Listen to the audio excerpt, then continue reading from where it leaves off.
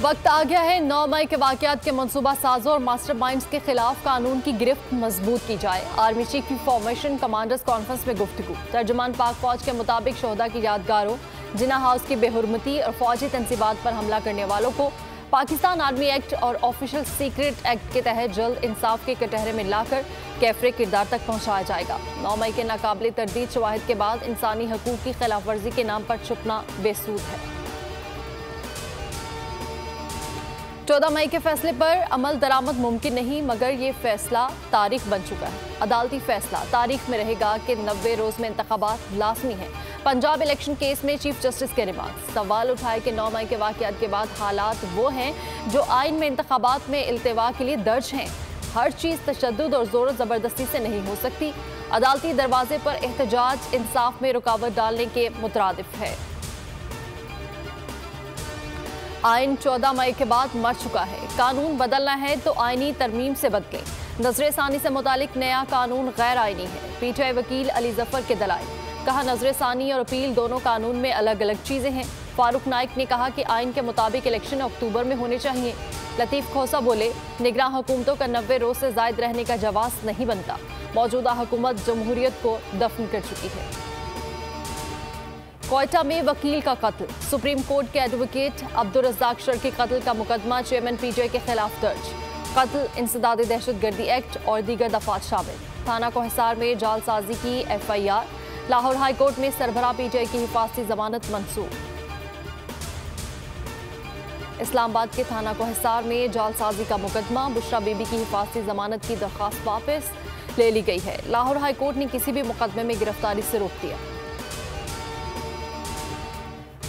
जहांगीर तरीन की नई जमात का नाम फाइनल कर लिया गया। ओन चौधरी ने इसकी तस्दीक कर दी है। कहते हैं, हमारी जमात का नाम इस्तेहकाम पाकिस्तान होगा।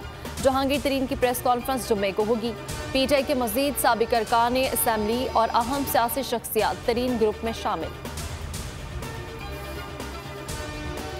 IMF का प्रोग्राम लाए, फिर उसकी खिलाफ वर्जी की।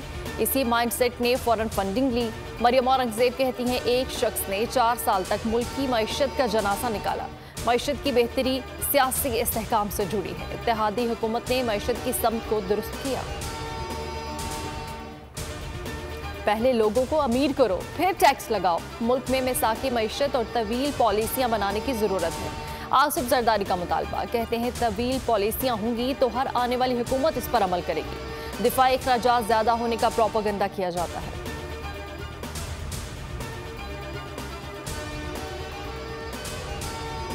और नज़ीर अहमद एडवोकेट बिला मुकाबला स्पीकर गिलगित बल्तिस्तान असेंबली मुंतखब। साबिक स्पीकर अमजद अली जैदी को अदम एतमाद के तहत हटा दिया गया। 22 अरकान ने अमजद जैदी के खिलाफ वोट दिया, एक ने उनके हक में वोट दिया। हेडलाइंस आप जान चुके हैं। इसी के साथ ही न्यूज़ स्टूडियो से फिल वक्त इतना ही। मजीद खबरों और अपडेट्स के लिए विजिट कीजिए हमारी वेबसाइट bolnews.com। और अभी आप देख सकेंगे प्रोग्राम ऐसे नहीं चलेगा।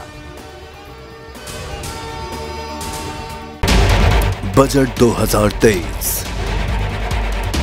वादों से इरादों तक का सफर और इससे जुड़ी अवाम की नई उम्मीदें। सरकारी मुलाजिम, मजदूर या हो कारोबारी, टिकटिकी बांधे सबकी नजर है इस साल के बजट पर। क्या हो पाएगी बचत, मिलेगा रिलीफ?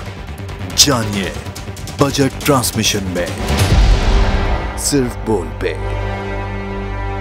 अदलो इंसाफ की बात सब करते हैं, पर हकीकत में सच के साथ निडर होके खड़े रहने की जुर्रत नजर नहीं आती। बोल ने तश्कील दी 10 कोर्ट रिपोर्टर्स की टीम, जो केस की बेस तक जा पहुंचे। पैनल पे सफे अव्वल के legal experts, court round up, Neelam Arshad के साथ, सिर्फ बोल पे। सब्सक्राइब करें और बेल दबाएं ताकि कोई खबर रह न जाए।